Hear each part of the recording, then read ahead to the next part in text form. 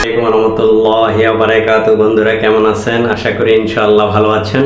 আজকে আপনাদের কিছু বলতে চাচ্ছি, তার আগে কিছু দিচ্ছি।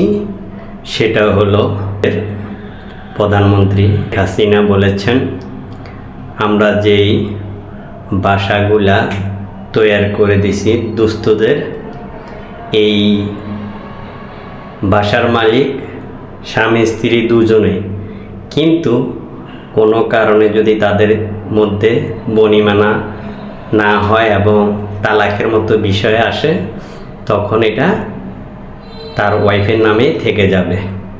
তাহলে যারা এই বাসাগুলা পাচ্ছেন তারা সাবধান থাকবেন, কারণ এটাই বাস্তব সত্য কথা। আর আমাদের ইসলামিক যে শিক্ষা ব্যবস্থা, সেটার মধ্যে বাদ্যযন্ত্রের একটা চ্যাপ্টার রয়েছে। সেটার জন্য সংসদে এমপি সাহেব কি বলছে শুনলে হয়তো আপনাদের কিছু হলেও ধারণা হবে। উনি ইবলিশের সাথে তুলনা করে বলেছেন, এবং আমাদের কোটা ভিত্তিক আন্দোলনে কি সমস্যা সেটা তো সবাই জানেন। মুক্তিযোদ্ধা বলে দেখা যায় তারা অনেকগুলা কোটা নিয়ে রেখেছে। সাধারণ যারা মেধাবী ছাত্র, তারা মেধা থাকা সত্ত্বেও কিন্তু ভালো একটা চাকরি বা পাওয়ার সুযোগ পাচ্ছে না, বা বিভিন্ন বিশ্ববিদ্যালয়ে ওঠার সময় দেখা যায় মুক্তিযোদ্ধা কোটা বা মুক্তিযোদ্ধা বলে তারা ভালো একটা কলেজে ভর্তি হতে পারে। তাই যুদ্ধ করেছে, শহীদ হয়েছে, ঠিক আছে, সবই ঠিক আছে, কিন্তু মূলত এটাও বিবেচনা করতে হবে, কারণ যিনি মুক্তিযোদ্ধা ছিলেন তার ছেলের পরে নাতিরাও পেয়ে গেছেন।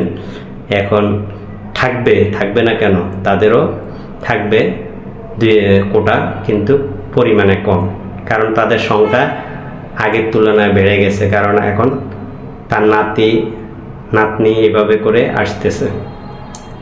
তাই মূলত আমাদের জিএম কাদের সাহেব, বর্তমান জাতীয় পার্টির চেয়ারম্যান, উনি সংসদে এগুলা উপস্থাপন করে বলেছেন, এবং এগুলা দেখলে হয়তো বা আপনাদের কিছু হলো ধারণা পাবেন।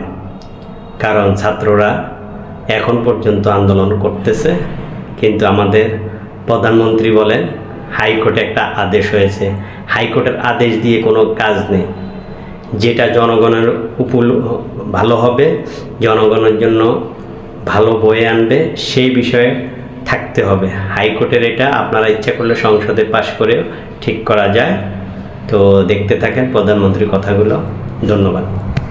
তবলা বাজানোর মতো বই ম্যান্ডেটরি করে দেওয়া হয়েছে, সেজন্য মানুষ শিখার।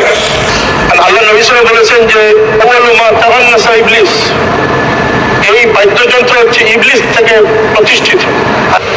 আমাদের শিক্ষা ব্যবস্থায় আমূল পরিবর্তন আনা উচিত।